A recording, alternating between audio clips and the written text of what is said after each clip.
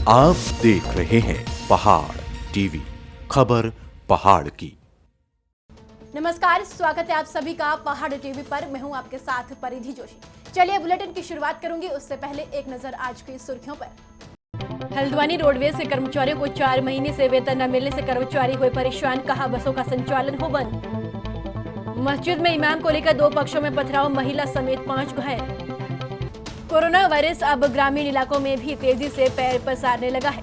इसे देखते हुए टिहरी प्रशासन और स्वास्थ्य विभाग ने ग्रामीण क्षेत्रों पर टीमें भेजनी शुरू कर दी है। जिलाधिकारी ईवा आशीष श्रीवास्तव वीडियो कॉन्फ्रेंसिंग के माध्यम से ग्राम प्रधानों और आशा कार्यकर्तियों से स्थिति की जानकारी भी ली। जिलाधिकारी ने कहा कि सैंपलिंग करने पर 75% पॉजिटिव लोग ग्रामीण क्षेत्रों से आ रही हैं। उन्होंने कहा कि गाँव में टीमें भेजी जा रही है और लक्षण मिलने पर दवाइयाँ की किट प्रशासन की तरफ से उपलब्ध कराई जा रही है।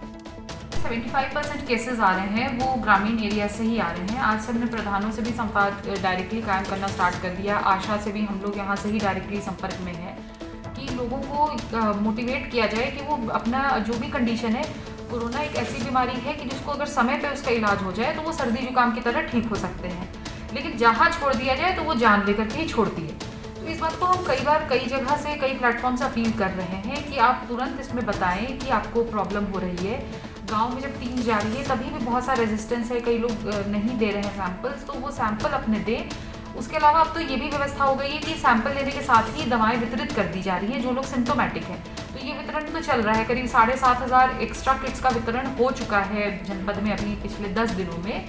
जो सिम्टोमेटिक लोग हैं, मतलब जो रिपोर्ट पॉजिटिव है, इनको तो किट्स मिलती हुई है।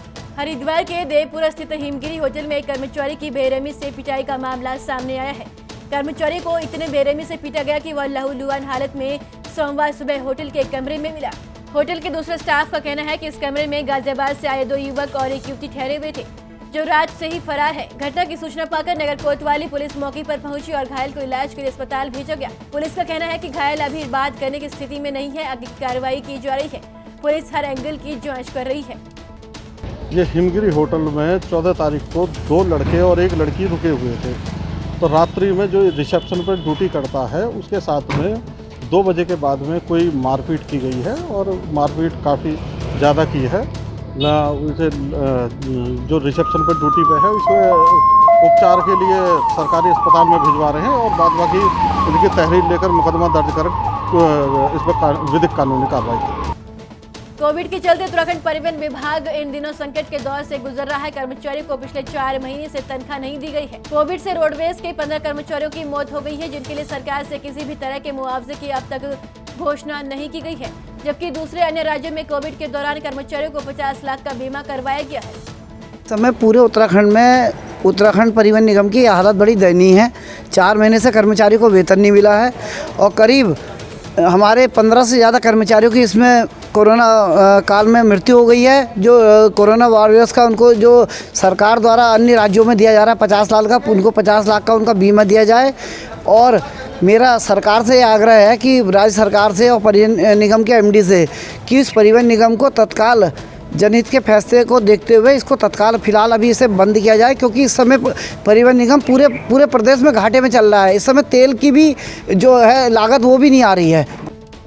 चाहे कोई कितनी जतन कर ले, पर सस्ते के चक्कर में सरोवर नगरी में सब्जियां खरीदने वाले बाज नहीं आएंगे। यह भीड़ सब्जी मंडी में सब्जी खरीदने वालों की है, जिन्हें न कोरोना का डर है और न ही शारीरिक दूरी का भय, केवल सब्जी सस्ती मिल जाए। पुलिस प्रशासन, नगर पालिका भी मूक दर्शक बन जा रही है, जबकि प्रशासन ने खुले मैदान में सब्जी मंडी लगाने के आदेश दिए हैं, पर यह कारगर साबित होता नहीं दिख रहा है। प्रशासन ने कुछ वॉलंटियर्स को भी लगाया, पर वह नदारद दिखे। कोरोना संक्रमण के प्रभावी नियंत्रण और रोकथाम को लेकर उत्तरकाशी जनपद की नगर पालिका और नगर पंचायतों में द्वितीय चरण का डोर टू डोर सर्वेक्षण किया गया, जिसके अंतर्गत नगर पालिका परिषद बाडाहाट में 4,223 परिवारों का सर्वे किया गया, जिसमें से 288 खांसी, बुखार, जुकाम से ग्रसित मिले। जनपद में कुल 1,005 लोगों की सैंपलिंग की गई, जिसमें 37 कोरोना पॉजिटिव पाई गई। इस दौरान संदिग्ध कोरोना लक्षण 399 लोगों को होम आइसोलेशन मेडिसिन किट वितरण की गई। विकासखंड मुंशियारी में कोरोना वायरस की बढ़ती रफ्तार को देखते हुए मुंशियारी में राष्ट्रीय स्वयंसेवक संघ के कार्यकर्ताओं ने बचाव कार्य के लिए समिति गठन कर बचाव कार्य प्रारंभ कर दिया है। संघ के विभाग शारीरिक शिक्षण प्रमुख नवीन चंद्र शर्मा के दिशा निर्देश में मुंशियारी विकासखंड कार्यालय, सामुदायिक स्वास्थ्य केंद्र, विवेकानंद विद्या मंदिर, बाजार के कुछ स्थानों पर सैनिटाइजेशन का कार्य किया गया। मैंगलोर कोतवाली क्षेत्र के गादा रोना गांव में मस्जिद में इमाम रखने को लेकर दो पक्ष आमने सामने आ गई। मारपीट की सूचना पर पहुंची पुलिस ने 3 लोगों को मौके से गिरफ्तार कर लिया, जबकि कुछ लोग भाग निकले। पुलिस ने मारपीट करते 2 लोगों को गिरफ्तार किया है। देर रात मामले को लेकर दोनों पक्षों के बीच जमकर लाठी डंडे और पत्थरबाजी हुई। मारपीट की इस घटना में एक महिला समेत 5 लोग घायल हो गए। आज गंगा सप्तमी है, गंगा मैया का जन्मदिन है। धर्मनगरी हरिद्वार में मां गंगा का जन्मदिन बड़े ही धूमधाम के साथ मनाया जाता था। गंगा सप्तमी के दिन पवित्र हर की पेड़ी पर सुबह से ही तीर्थयात्री पुरोहित गंगा की विशेष पूजा अर्चना करते थे। वहीं देश भर से श्रद्धालु भी मां गंगा की पूजा अर्चना करने आया करते थे, लेकिन इस बार कोरोना काल के चलते आज गंगा सभा द्वारा हर की पौड़ी पर गंगा सप्तमी के दिन प्रतीकात्मक रूप में पूजा अर्चना की गई और गंगा मैया से प्रार्थना की कि वह जल्द इस कोरोना महामारी को विश्व से खत्म करें। देखिए, आज गंगा सप्तमी का पावन पर्व है। माँ गंगा आज ही के दिन स्वर्ग से भगवान शिव की जटाओं में आई थी और शिव की जटाओं से फिर वो भगीरथ के पीछे पीछे चलते हुए पूरे पर्वतों से होते हुए मैदान में आई। तो बड़ा ही परम पवित्र पावन दिन है आज। और आज के दिन सभी जो श्रद्धालु गंगा भक्त हैं और हरिद्वार का जो तीर्थ पुरोहित समाज है वो माँ गंगा का जन्मोत्सव एक उत्सव के रूप में मनाता है। लेकिन चूँकि अभी कोविड का समय है और बहुत ही महामारी पूरे देश में व्याप्त है, पूरे विश्व में व्याप्त है, तो यहाँ पर हर की पैड़ी पर सभी जो तीर्थ पुरोहित परिवार हैं वो सभी सांकेतिक रूप से माँ गंगा का पूजन और आचमन और स्नान आदि कर रहे हैं। जैसा कि आप सभी को विदित है, आज पतित पावनी मोक्षदायिनी माँ गंगा का जन्मोत्सव है। आज के दिन माँ गंगा की उत्पत्ति हुई थी।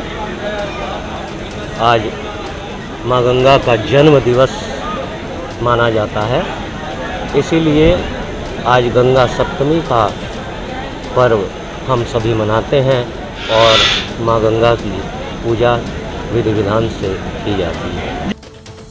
लक्सर के पथरी थाना क्षेत्र में अवैध संबंधों का बेहद चौंकाने वाला मामला सामने आया है, जहां एक पत्नी ने अपने दूध वाले प्रेमी के साथ मिलकर अपनी पति की हत्या कर दी। दोनों ने पति को मारकर उसे पेट्रोल डालकर जलाने की कोशिश की और उसकी आधजली लाश को जंगल में फेंक दिया।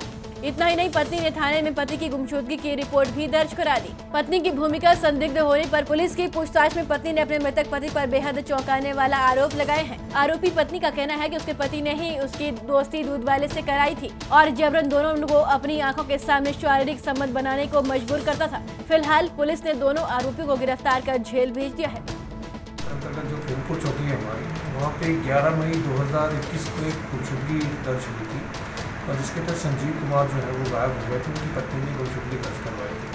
उसी सिलसिले में आज बार बार पूछताछ की गई और जो महिला है, जो पत्नी है, उनकी जो हाव भाव और जो बातें उनसे निकल के आई तो उनका चाल चलन भी और सब चीज़ें जो संदिग्ध प्रतीत, उसी आधार पर उनसे पूछताछ की गई और पूछताछ के आधार पर इस घटना का खुलासा हुआ। खुलासे से ये जानकारी प्राप्त हुई कि जो महिला का प्रेमी है शिव कुमार और शिबू, इन दोनों ने मिलकर जो है अपने इसके पति संजीव की हत्या की थी और हत्या के बाद जो शव है वो जंगलों में फेंक दिया था। कोरोना महामारी की बढ़ती समस्या को देखते हुए ग्राम प्रधान भुटली आशीष राणाकोटी ने ग्राम पंचायत भुटली और पट्टी पालकोट किल्ली विधानसभा नरेंद्र नगर की गरीब जरूरतमंद व्यक्तियों के परिवारों की सहायता हेतु अपने निजी वाहन को एम्बुलेंस के रूप में उपयोग करने के लिए निःशुल्क प्रदान किया है। इस वाहन में सभी आवश्यक सुविधाएं, ऑक्सीजन सिलेंडर, ऑक्सीमीटर, थर्मामीटर, दवाइयां, मास्क, सैनिटाइजर, पीपी किट जो एक कोरोना व्यक्ति संक्रमित के लिए बेहद जरूरी है, सभी उपलब्ध है। आशीष राणाकोटी ने क्षेत्र के सभी जनप्रतिनिधियों, समाज सेवकों, नेताओं से निवेदन किया है कि सभी इस मुहिम से जुड़े और सहयोग करें ताकि किसी गरीब जरूरतमंद व्यक्ति की मदद हो सके। उत्तराखंड की बड़ी खबरों में फिलहाल इतना ही। बाकी अपडेट के लिए हमारे साथ बने रहिए और देखते रहिए पहाड़ टीवी। नमस्कार। ये है मेरा उत्तराखंड।